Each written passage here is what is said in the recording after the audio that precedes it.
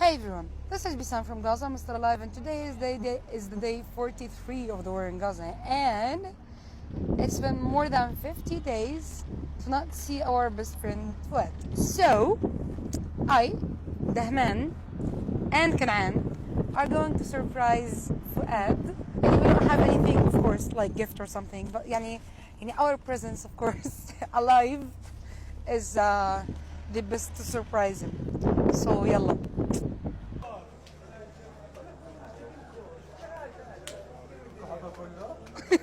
طب انا فؤاد كيف حالك؟ كيف انت؟ والله مشتاقين لكم الله. الحمد لله على السلامة. كيف القصة؟ هات نبعتها لكل اصحابها، احنا احياء. للاسف انا من الشمال، كان نفسي احكي اروح على الدار، بس فيش روح على الدار غير لوقف اطلاق نهائي، يعني اطلاق نار نهائي. فانا مضطره ان انا استنى وقف اطلاق النار النهائي في الهدنه، وادعي ان الهدنه تستمر، يعني علشان اقدر اروح على داري. انا داري بالشمال، يعني يمكن امنيتي الوحيده في هاي الحرب ان انا ارجع على داري، انه هاي الهدنه تخلي الاسعافات وتخلي كل الناس اللي بيقدروا يساعدوا يخلوا المحاصرين في بيوتهم وفي المستشفيات في الشمال، يطلعوا الناس من تحت الركام، يسمحوا للناس تزعل وتدفن تزعل على احبابها وتدفنهم، وكمان يعطي نفس شوي للناس هيك عشان تتحمل اللي جاي، لانه الناس بتحكي انه هاي هدنه مؤقته من 4 ل 6 ايام. احنا بنهب علينا كل صراحه، صارنا مالنا اولادنا قاعدين شحاتين، بس ملاقيين لقمه، بس ملاقيين الغطا اولادنا، اسلحب علينا لوقتاش لوقتاش لوقتاش.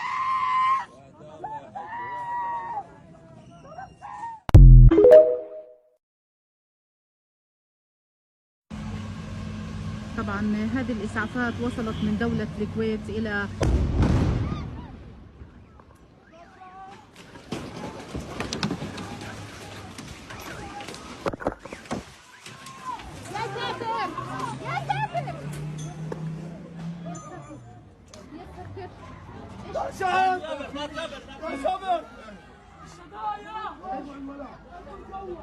لوجو الكويت.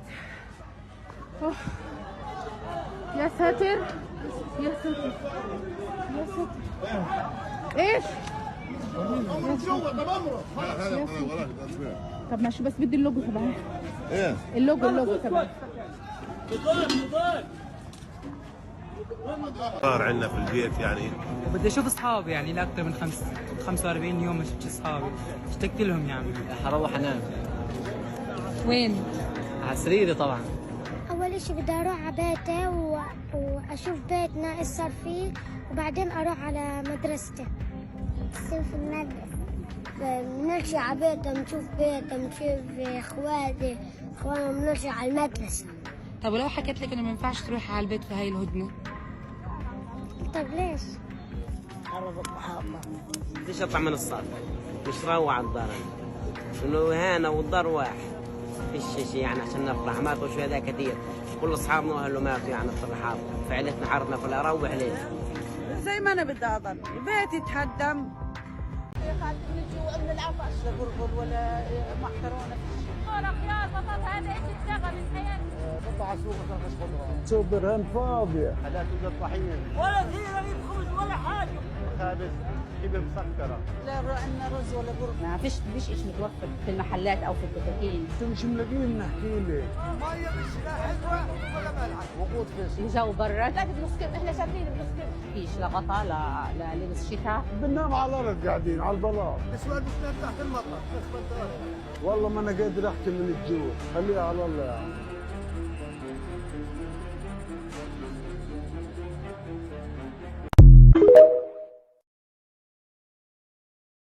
حسبنا الله عليهم. بس انا اكثر من 10 يمكن الي 13 سنه، حتى 13 سنه بحفظ فيه طالباتي. هذا الجامع بيت الله ايش عمل لهم؟ ايش عمل لهم؟ انا بسال في ايش جامع بيت ربنا عمل لهم؟ انا كنت كل يوم اروح فيه، يعني حياتي انا بيتي هو اكثر بيتي، اكثر من بيتي هذا. خرجت اجيال فيه، يعني ايش؟ انا حافظه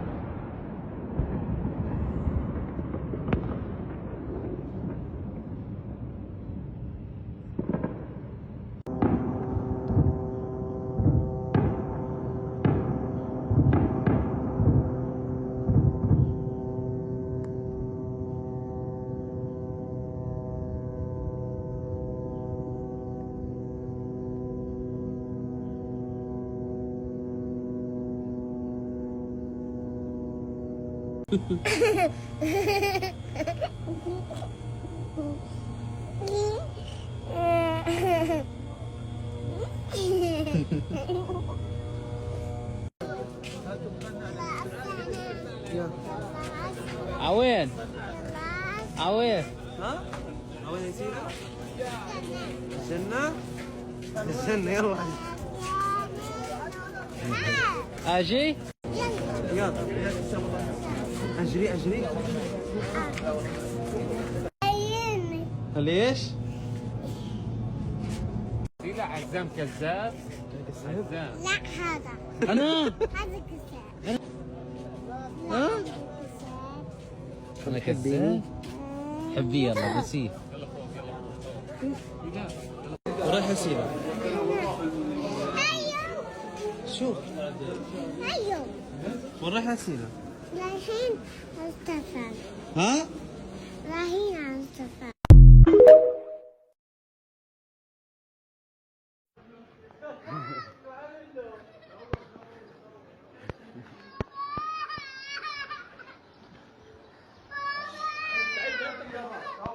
هلوم فين؟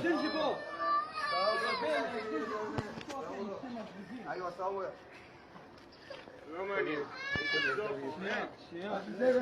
والله امسك صور ده في تسليمي خكيم ابو ما تحسني انت جاي تبقى ما يتكلمش امسك صور ده هشوف طيارة هشوف انتو ده هشوف طيارة هشوف انتو خلاص يلا خلاص روح كده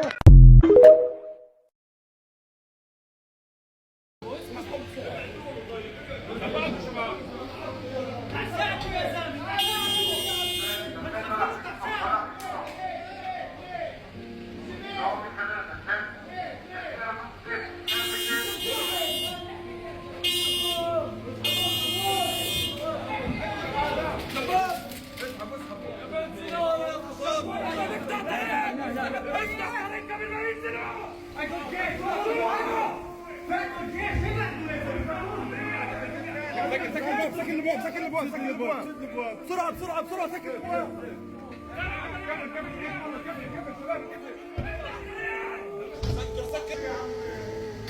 ارجعوا لورا يا شباب المدنيين مشرفون ان شاء الله ارجعوا رضوان رجع هذول الناس خلينا نشتغل فوتوا يا شباب فوتوا يا شباب سامي ارجع لورا لا تخافي اسمع اذا في عندك علم عن اخوان الناس فوتوا جوا ان شاء الله كلهم جوا كلهم ان شاء الله فوتوا جوا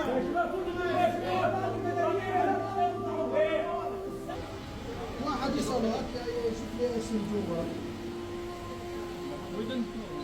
ويزنير للريست عربي يعني تقريبا 100 شو اسمه اللي تعرف مش فيش هويه بس تقريبا 100 خلينا بس نشوف نعالجه نعالجه بعدين نعمل 100 بس خلينا نعالجه بس نعالجه بده خليه يجي شو نعالج اشوفه بس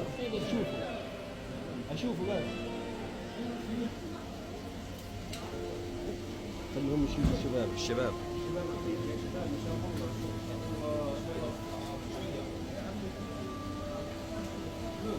افحص let me treat him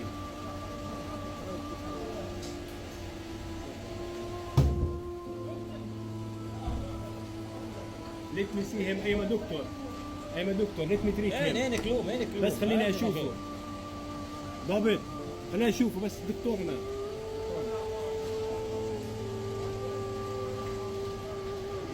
بس افحص تريت هيم ايوه دكتور تريت هيم ايوه دكتور وانت جوا وانت جوا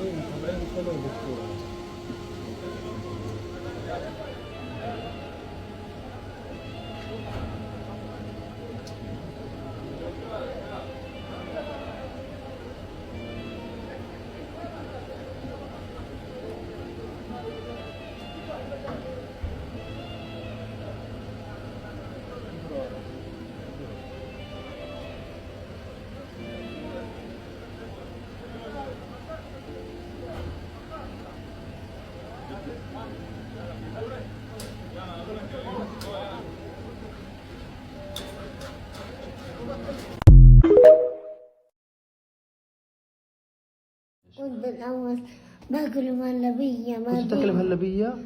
كل يوم. طب صحة وعافية. تعزميني عليها المهلبية؟ من وين؟ انت من عندك. الزباد. انت تجيبي لك واحدة. من شو؟ دار الزباد. دار القصفات؟ انا بدي اجيب لك كل الاغراض. بدي اخليك تعملي لي اياها انت. طيب؟ من وين؟ بدي اعملها في الدار، مش مهم. ودائما تزبط زي كيف؟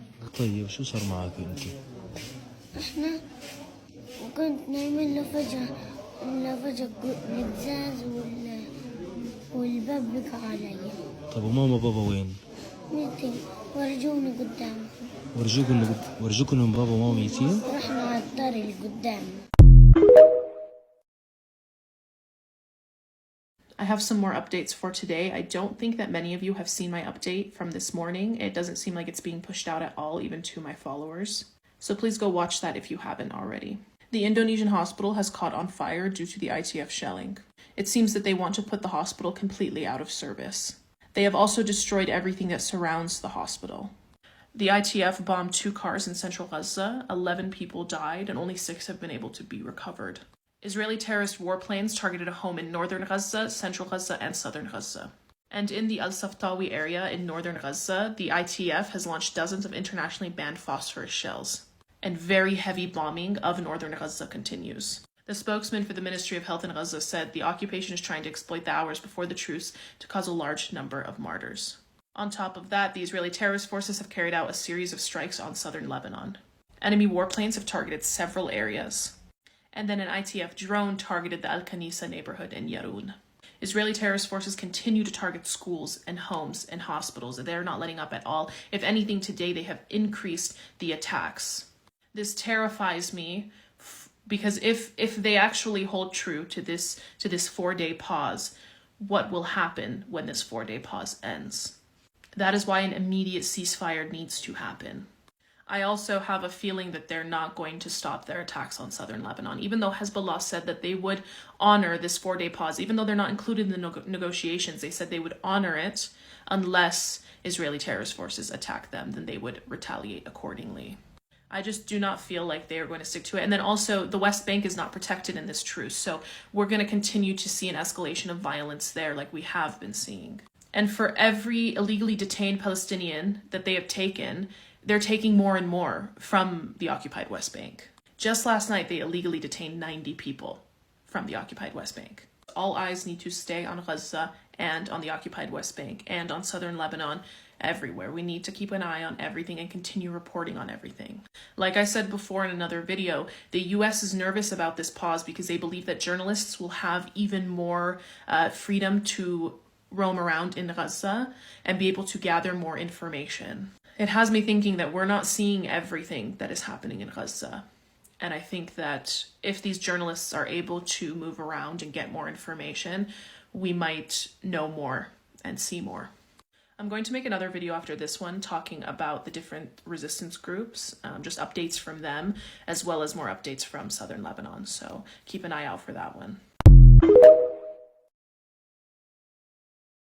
This is incoming news from Gaza. It is 10:45 p.m. Palestine time, November 8th. Overnight on Twitter, Palestinian human rights advocate Hala Hanina shared a thread from a doctor from Gaza working at a hospital north of Gaza. And it reads, "I am Dr. Sidrahhassanai, working at the Indonesian hospital in the north, board-eligible general surgery. The situation in the Indonesian hospital is catastrophic beyond comprehension. Today, the electricity in the hospital was cut off except for the ICU, reception, and operating rooms. There is no lighting in the wards at all. Patients everywhere, in the corridors, in the yard, at the entrance, everywhere. We're working on surgical cases that remain in the recovery area on monitors. There are no beds for them in the wards. We operate in operating rooms where flies are swarming. The sterilization room is full of flies. Patients are left in the corridors downstairs, and the patient and his mother can't stand the smell of the flies eating at his face. There's no air conditioning, ventilation, or insect repelling devices. Most patients are pulled from the rubble with their faces and bodies full of wounds, scratches, and bruises. We can't cover them all, and the flies start to gather on them. There is not enough care in the wards. There is no team that can handle the number of cases. We've had cases of wounds on the face with worms coming out of them. Yes, worms. a lot of cases. What can I tell you about the injuries we see in the ER? Very horrific injuries. We wish for death for us and the patient because it would be more merciful. Children with horrific injuries beyond what you can imagine. Bombing in the north always results in mass casualties. A large number of cases come in all at once, and most cases are polytrauma with many having head injuries. We don't have a neurosurgery department or a burn unit. Normally, we would transfer patients to Al-Shifa Hospital, but now this tertiary hospital can no longer accommodate patients, and referrals cannot be accepted. Now, any hopeless case, we just leave, or even if it needs intubation and thus an ICU bed, which most cases in the red zone do, we just let them go. We can't help them because there's nothing we can do. Imagine when we informed families in the earlier days of the aggression. I remember a case with brain matter exposed, and when I explained to the family that we cannot help in this, they caused a scene, saying, "Doctor, she's still breathing. You should help her." They don't understand that we have to prioritize cases. Every day there are problems with patients in the ward that we could discharge to free up and empty beds for others, but patients refuse to leave the hospital. They say, "Where should I go? My house was bombed." The patient has brought his displaced family to the hospital. And also, where would he change his dressings, or who would he manage to see for follow-ups? There are no primary care centers, and the UN has withdrawn from the north. People are crammed into the hospital and the wards. At night, as I go down, I stumble upon them. God is my witness. They're spread out on the floor or on cardboard in the hallways and everywhere. In the last 2 days, there was heavy bombing around the Indonesian hospital. My room's ceiling is all fallen. All the walls are cracked, wires hanging down, and the concrete is exposed. We are truly exhausted and worn out, and our surgery department works on a rotating on-off daily schedule, divided into 2 groups. Some of our team members fled to the south of Gaza, and we don't have enough medical staff. Additionally, the hospital services are limited. We left our families who fled to the south, and there is no way for communication, no internet, not even food. The market and the hospital is closed, and the hospital is in an area almost cut off. There is nothing around, and no electricity to even make a cup of coffee or tea. I've had the flu 3 times since the start of the war. Unfortunately, the environment is hazardous, which poses a high risk for infections. Updates about what is happening now in Gaza. So the humanitarian pause was supposed to start today on Thursday, and it has been postponed by the Israeli side to tomorrow at 7 a.m. So Friday 7 a.m. it's gonna start. And by that, they are committing massacres, literally right now. They are unaliving so many people in the north. Let's not forget, the north is cut off the world. There are no media coverage there. There's only one journalist, and yesterday he posted on his story that they are threatening him. He's getting WhatsApp messages and he's getting calls from soldiers in Israel warning him to stop posting. And there are massacres happening in the south right now. The south that is supposed to be safe, the south that they told them to evacuate to. So they are unaliving as many people as they can before the humanitarian pause. That is what is happening right now. And 4 days, starting tomorrow, 7 a.m., there shouldn't be any attacks. But the Israeli army announced that they are not gonna stop the attacks, and by the 4th day, they are gonna continue this war. They are saying, their words, they are not gonna stop this until they achieve their 2 goals: get all the hostages and destroy the H group, which is ridiculous. So let's keep calling for a ceasefire. Humanitarian pause means nothing. This is your 24-hour update of what's been happening in Palestine. It is reported that over 15,000 people in Gaza alone, just from the 7th of October, are now dead. Israel has arrested the director of Al-Shifa Hospital along with doctors and medical staff, and they arrested them in such a brutal manner. Of course, I'd expect nothing less from the military now. The spokesperson for the Gaza Health Ministry, Ashraf Al-Qudra, said that they'll stop coordinating with the WHO. This implies that the World Health Organization may have had something to do with Israel arresting the director of Al-Shifa Hospital. Which, if that's the case, then why the hell do we even have these organizations for? Just to further oppress the victims in this genocide? When the truce deal will start is still not clear, and Qatar is saying that we will find out in the next few hours. But Israel have said no detained Palestinian captives will be released before Friday. Overnight strikes were continued on the Nusrat and Jabalia refugee camp, and at least 4 more people are dead in the Jabalia refugee camp. The Israeli military also raided homes in Khan Yunis and killed at least 15 people.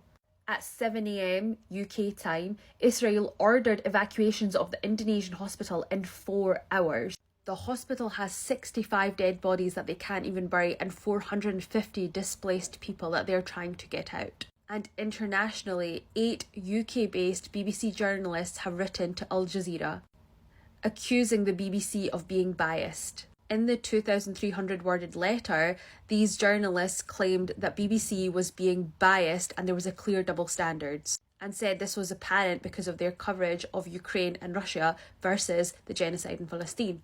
The journalists also claimed that the BBC coverage has been omitting historical context that is important to this genocide, and that they have not been critical of Israel's claims or showing the abuses that Palestinians have been suffering. This is huge. These journalists are basically whistleblowers and proving to the world that the BBC are being very biased in their coverage. This is just further proof that pro-Palestinian voices and the Palestinian journalists themselves are being silenced, and that Israeli propaganda is going unchallenged. Remember, ceasefire, end the siege, end the occupation, free Palestine. I want to read something to you. This quote: "Anyone who wants to thwart the establishment of a Palestinian state has to support the bolstering of Hamas and transferring money to Hamas. This is part of our strategy to isolate the Palestinians in Gaza from the Palestinians in the West Bank." That was Prime Minister Netanyahu in 2019, supporting Hamas, because he knows that as long as Hamas remains there, he can always argue that there is no partner for peace. During our lifetime, there have been 2 moments when peace could have happened. One was in the early 90s with the Oslo Accords, which were negotiated by Yitzhak Rabin and Yasser Arafat, and both of them were awarded a Nobel Peace Prize for that. Tragically, 2 years after those accords, a right-wing Israeli settler assassinated Yitzhak Rabin, and after the end of that, the peace process came to an end. The second moment came not so long ago in 2016 when John Kerry, as Secretary of State, put forward a peace proposal. That proposal was accepted by the Palestinian Authority and it was rejected by one Netanyahu. So I think it's really important. I do believe, Gabriel, that there is an opportunity for peace. It's the only way that Israel will secure its long-term future. And I genuinely believe that what we should be saying to our politicians is that you've got to stop using language which actually in the real world makes no sense. It sounds like... Are you including your Conservative? I'm including the Conservatives and actually the leader of... While some are happily celebrating Thanksgiving and others are protesting at the Macy's Thanksgiving Days parade, Israel has amped up their attacks in northern Gaza. While everybody's distracted, right after they officialized their 4-day breadcrumbs truce. In the past few hours, Israeli airstrikes have attacked Jabalia refugee camp and its surrounding areas, the vicinity of the Indonesian hospital in Bethlehem, main gates, power generators, and main administrative office in the Indonesian hospital, h.elsaffar neighborhood, and Abu Hassin School, run by the UN Agency for Palestinian Refugees, housing internally displaced people fleeing from violence and bombing in other parts of Gaza. The IOF unalived a 12-year-old boy in the West Bank, and then basically saying that they're going to censor the captives. Israel's Channel 12 says that there will be coordination between the Israeli Health Ministry and the army spokesperson to keep control over the statements released by the captives. That may be an attempt to ensure that there is no repeat of the scene after the release of an 85-year-old woman that says she was treated well in captivity. Since October 7th, 3,130 Palestinians from the West Bank have been arrested. And if we've seen anything in the videos about how they treat Palestinian detainees, almost every single Palestinian person is going through that same treatment, men, women, and children. When the IOF raids Palestinian homes in the middle of the night, they detain these people by tying their hands, blindfolding them, and beating them. Whenever they're taken to the detention center or wherever they go, most of them are strip searched. 80% of children are strip searched by an adult Israeli soldier. Y'all do know that Israel's been trying to basically make pedophilia legal, right? 40% of children get sexually assaulted at these detention centers. I can only imagine that it's so much worse for the men and the women. Don't take your eyes off the West Bank. We need to keep looking. At least 90 people were arrested last night. Don't get distracted by the humanitarian truce going on, okay? We need to keep looking at Gaza. We need to keep looking at the West Bank.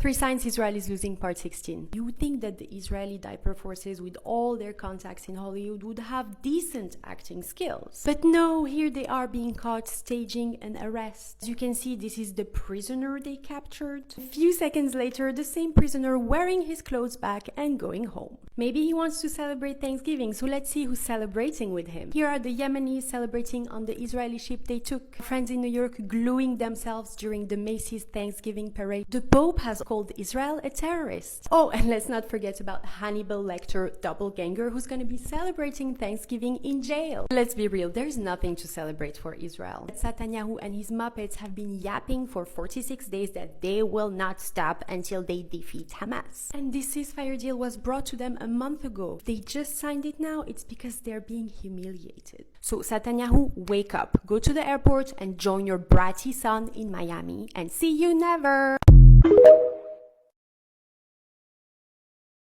Israel agreed to a 4-day ceasefire. And of course, the terms to that agreement meant releasing hostages on both sides, Palestinian and Israelis. And what I mean by Palestinian hostages is the prisoners who are being held for absolutely no reason. And that includes women, young adults, and children that are, again, being detained with no reason, for no reason. And the 4-day ceasefire was supposed to happen today, on Thursday, but Israel decided to postpone it. And so, of course, we all know and love Motaz, and this was the update he gave us. In a series of photos that he uploaded to his Instagram, he said, "An airstrike on my neighborhood caused a number of casualties and injuries. It was 5:30 a.m. when the airstrikes occurred." He said the night before was a crazy night and the airstrikes did not stop at all. Also, the Israeli occupation delayed the ceasefire, or the pause of war, until Friday. And the neighborhood Motaz is talking about was in the south, where they told them to flee. So let's just get this straight. They agreed to a 4-day ceasefire. All the while they're telling the Gazans to leave the north, flee to the south. Then when they get there, they delay the ceasefire for 1 day and they attack them in the south, where they were told to flee to for their safety. At this point, all I can ask is for people to keep on posting, keep on taking the boycott seriously. And I do know it's a holiday, Thanksgiving, but of course that is its own video.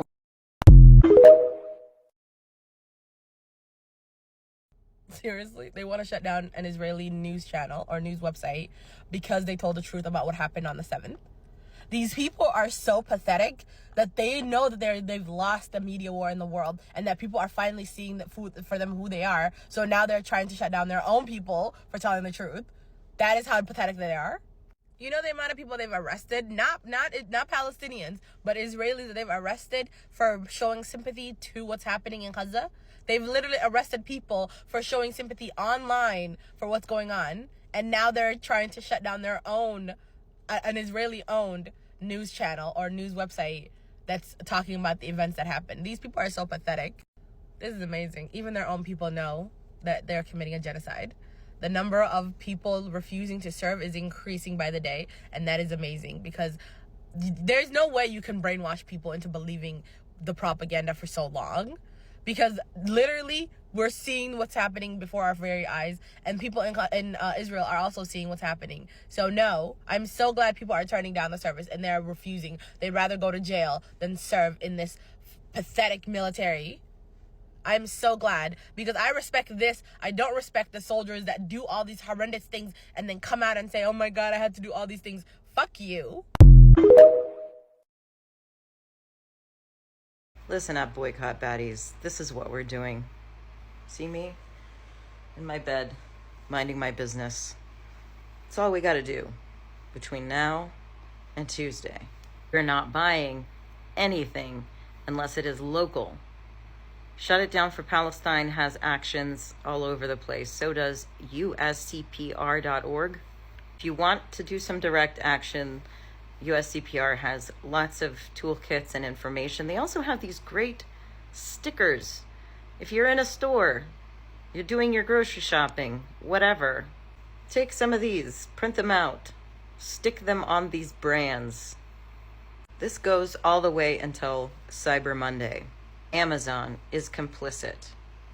If there's an Amazon fulfillment center in your area, and again, if you're trying to organize a direct action, disrupting operations at an Amazon distribution center or fulfillment center on Monday would be super effective. But of course, the easiest thing we can do is mind our own business, keep our money in our wallets. You know that this temporary ceasefire has been coordinated to land on this particular weekend in order to distract American consumers from paying attention to what's happening in Gaza and the West Bank.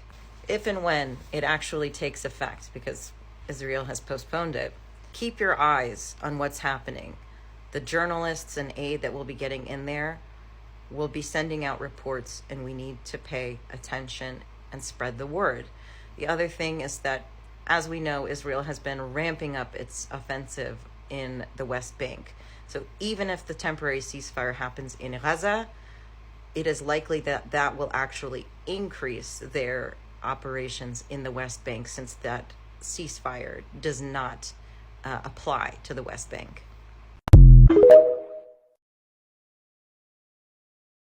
We actually believe that oppressors have the right to take over land with force. Like, as a global society, that's what we believe. What's happening today, not just in Palestine, but all over the world, is the same thing humans did in the 19th and 20th century. Nothing has changed. Armed groups claim territory whenever they want, from whoever they want. They buy weapons and they protect their borders. If anyone resists, they're met with terrible violence at the least and ethnic cleansing at the worst.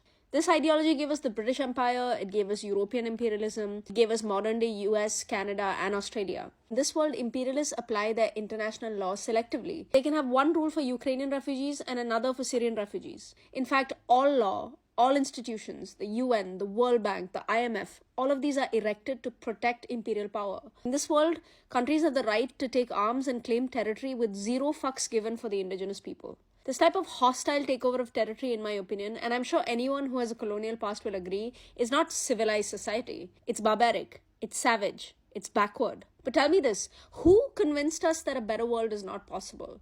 Who convinced us that we, the people, have to be constantly at war? Who convinced us that this is the only alternative? Can you not imagine a world where people who are indigenous to a land are allowed the right to decide who settles there and on what terms? Can you not imagine a world where using violence to acquire territory is a punishable offense, enforced strictly by international law? Where all people have the fundamental human right of self-determination, where the state does not use violence to force citizens to follow its rule, but instead, the state would be thrown out of power if they don't do right by the people. This is the world where people have power, not politicians. It will not be a change led by current world leaders or mega corporations. The system only benefits them. They're actually actively destroying the planet and people in order to keep their power. We can't wait for the next Gandhi or Martin Luther King or Nelson Mandela to come along. We have to evolve as a society that goes beyond hero worship. Allowing individuals to decide the fate of the millions is exactly the thing that got us here in this moment to the deadly humanitarian crisis in Palestine. So instead of waiting for the next inspiring revolutionary, it's time to practice revolution in our communities. The revolution is not something to be romanticized. Each and every one of us must deliberately become politically active for the revolution to be a true evolution. What is happening in Palestine is happening to millions of other people all over the world, and stopping one crisis will not stop the others. So if you have woken up, thanks to everything you're seeing about Palestine, if you have found yourself shaken reading the news, following the politics, let this not be the last time. Building the next society is active work. It's a deliberate effort to stay awake, to kill the apathy, to be in connection with our community. It's not about switching off. It's not about isolating. You're watching me learn in real time. I'm still, like many of you, trapped in this current version of society, but I feel more awake, and I'm not shutting out the politics. I'm not shutting out the news. Please let us use this moment in history as a call for revolutionary love, a call for the end to this mindless violence once and for all. Americans kind of look at what's happening in Palestine and in the Middle East, and they think to themselves like, oh, that's happening over there. That can never happen here. And it kind of allows them to turn a blind eye. But my question to Americans is, what do you guys think gentrification is? What do you guys think Cop City is about? Gentrification is a symptom of colonization. right? Like in America, we're taught that if you own a house, if you own land, if you own property, then you're untouchable. Like no one can take that from you. But that's far from the truth, right? How many communities have been completely rooted out because hedge fund billionaires wanted to buy up their block to build a stadium, a mall, a luxury apartment building or hotel? This happens so often here in America, right? And it usually happens like this.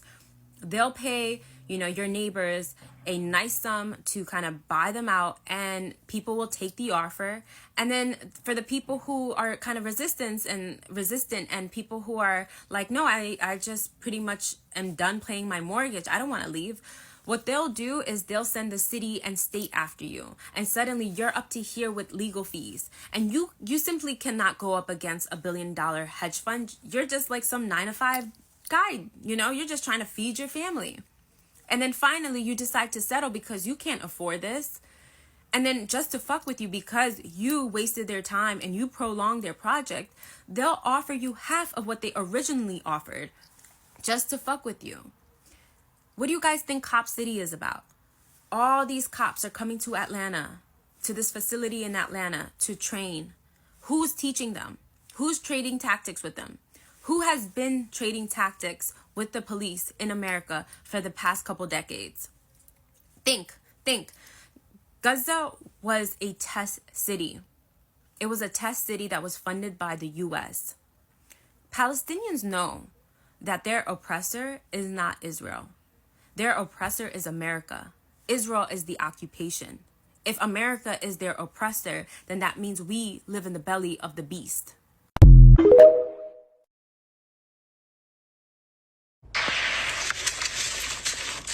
We just heard a gunshot, and they're yelling at people to get out of the area. You can see these soldiers. Get down, lay down flat. Lay down totally flat. You can see things are very tense here. There were 2 gunshots, and now they have someone on the ground. Go back right now.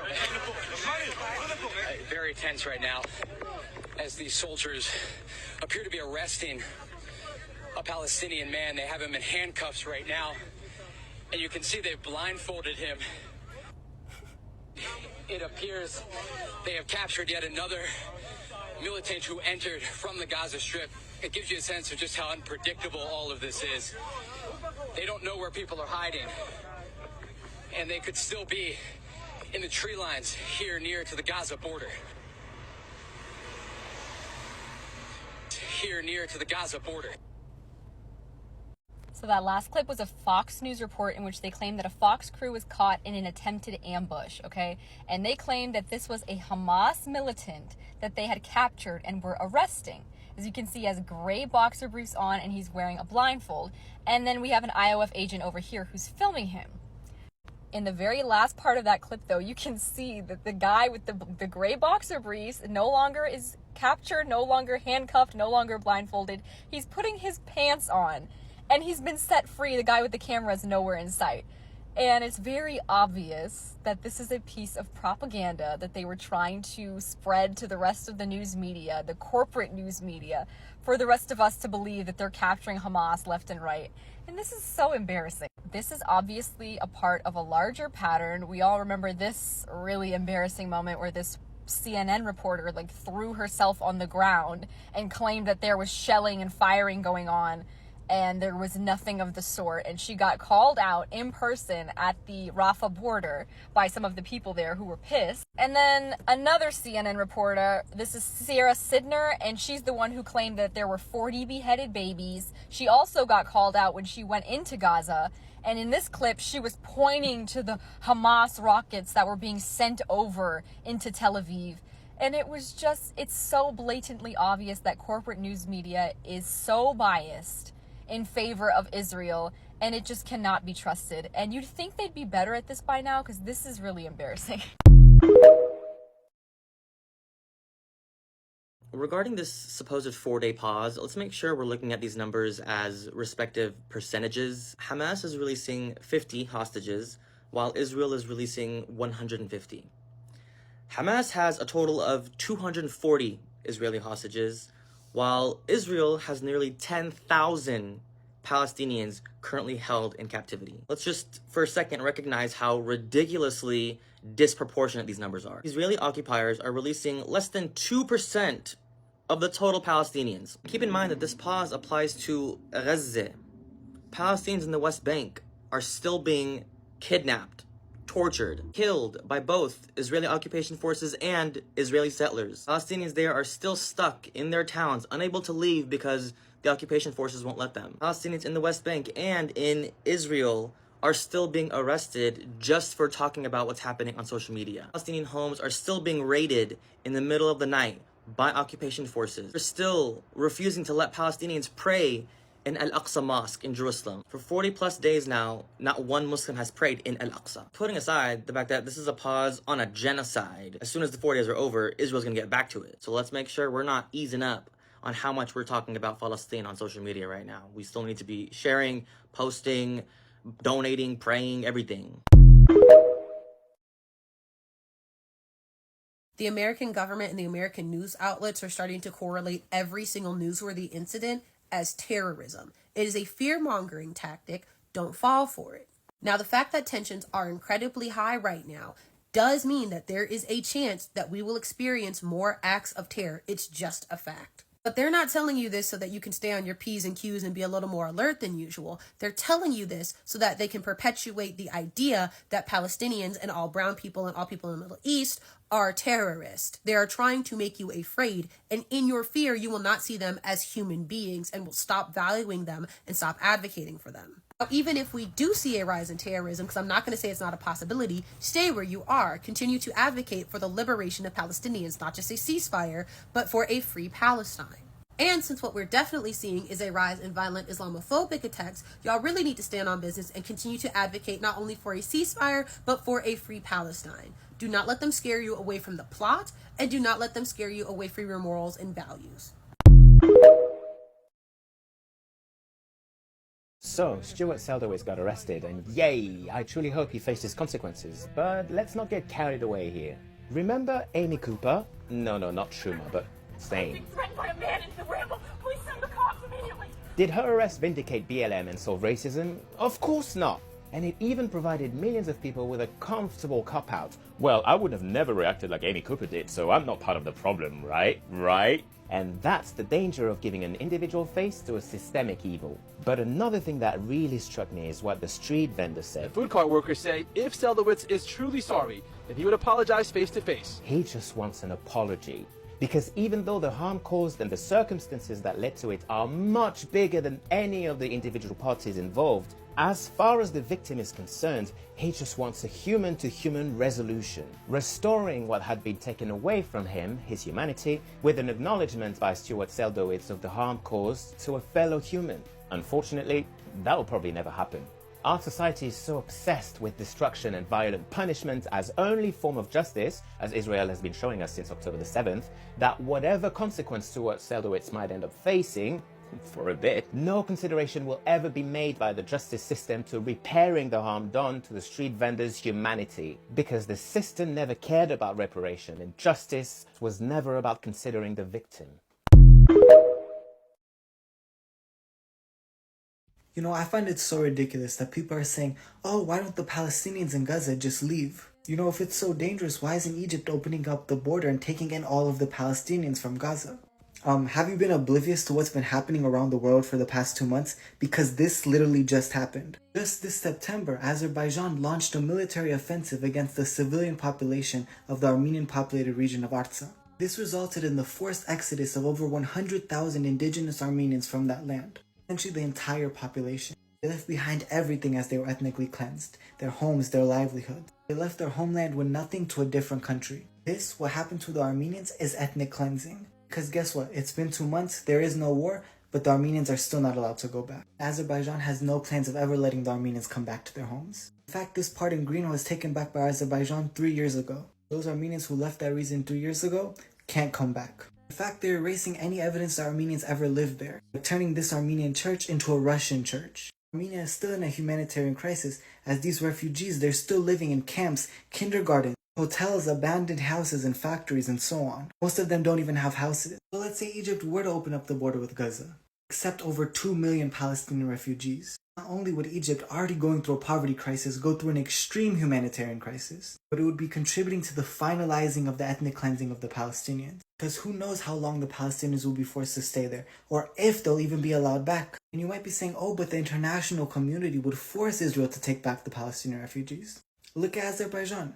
It's been 2 months and the international community has done nothing but issue statements and condemnations. Or they'll do like Azerbaijan and set impossible preconditions to the return of the Palestinians. Azerbaijan is saying, oh, for Armenians to return, Azerbaijani settlers must be allowed to settle in Armenia. Israel putting a precondition that for Palestinians to return, Israeli settlers must be allowed to settle in Gaza. Palestinians must live under military rule and apartheid. Matter of fact, let's look back in history. For the 750,000 Palestinians that were forcefully evacuated and ethnically cleansed during the Nakba, were they allowed to go back to their homes? No, their homes and their property rights were taken away. Forcing a Palestinian exodus into Egypt is not a solution for peace. It is a tool to finalize ethnic cleansing. I'll leave you with this poem by Palestinian poet Najwan Darwish. Who remembers the Armenians? I remember them, and I ride the nightmare bus with them each night.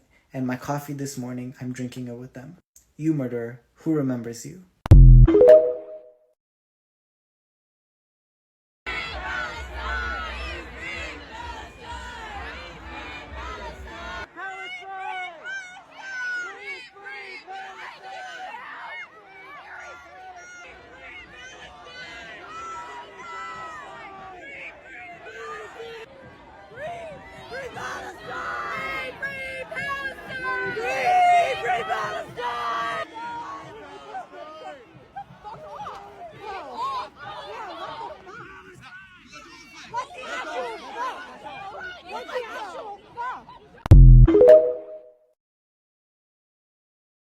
Now that the death toll in Gaza is between 15 and 20,000 people, 7,000 of which are children, it's time we stop hiding behind Hamas. It's not too late to admit that Israel is a terrorist state that is currently committing genocide on the indigenous peoples so that they can steal their land.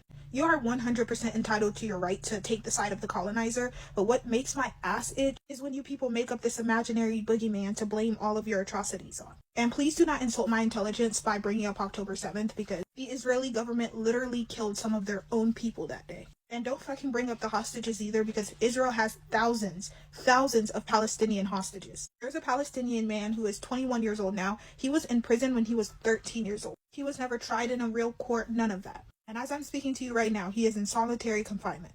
This comment just really goes to show how much of a fucking coward you are, because if you're going to stand behind Israel, do it in the right way.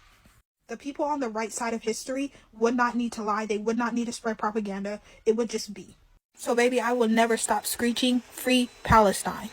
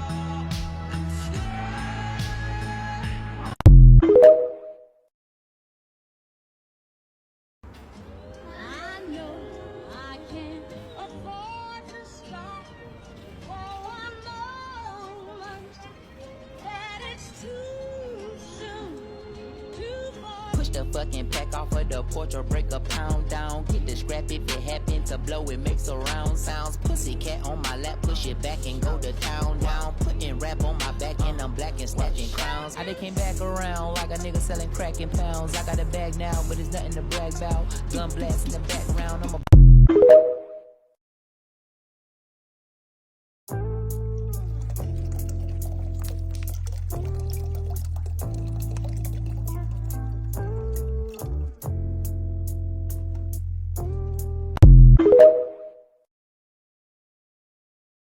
Everybody clap for a 4-day ceasefire. They're so generous. Just like how you let 20 trucks in last time out of thousands, but you're so sweet. It was so kind of you to sit down and think that you should give people a break from killing them and bombing them, and then just go right back to it after 96 hours. And anyone who still says they're neutral or like they side with the oppressor, at this point you get your information from Facebook through memes with the Comic Sans font because you're not real. It's not even a religion thing. It's the fact that how can you sit and see like babies bombed open and everything spilling out like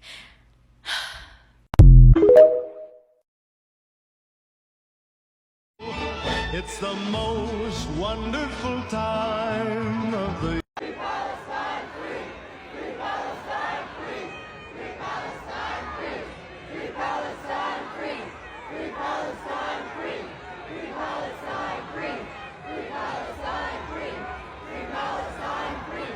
Free Palestine, free! Free Palestine, free! Why don't you tell this country to get over all of the veterans who died in the Second World War instead of honoring them once a year? Why don't you tell your families to stop thinking about all of your ancestors who died? Why don't you turn down and burn down all of those headstones that you put up for all of your friends and relatives over the years? It's because it's important for us to remember. We learn from it. And until people show that they have learned from this, we will never forget. And we should never forget, even once they have learned from it, because this is a part of who we are. It's not just a part of who we are as survivors and children of survivors and relatives of survivors, but it's part of who we are as a nation. And this nation must never forget what it once did to its most vulnerable people.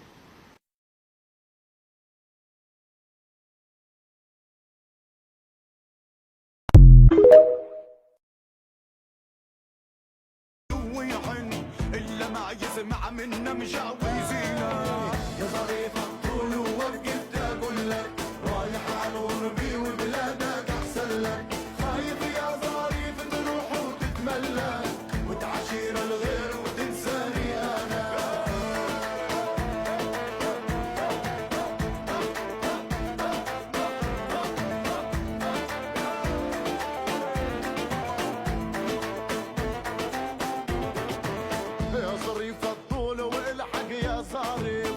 أنا عنها تريدك نزفت عالرصيف وقولوا دورك يا خيتة عنا خفيف هدول اللي ما عرفوا تاريخ بلادنا يا ظريفة طول ووقفت اقول لك رايح على غربي وبلادك احسن لك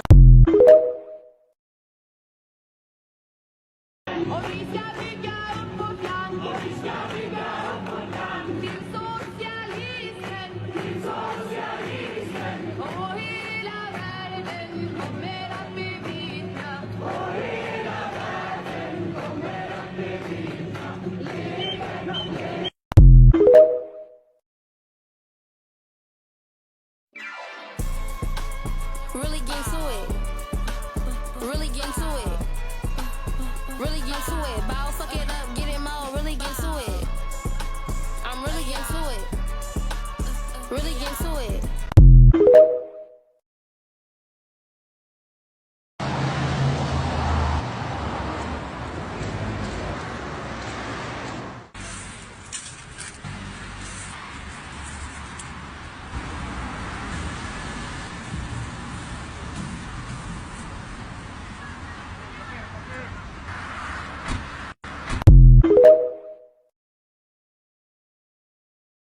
Fuck you, Millie. Fuck you, Annie. Fuck you, baby. Fuck you, whatever your name is. And fuck you, bitch. Yo, what do you do for a living? Huh? What do you do for a living? Oh, thank you. Thank you. you. What do you do for a living? No. What do you do Don't forget that it's not just about free Palestine, but the Palestine that's freeing us along the way.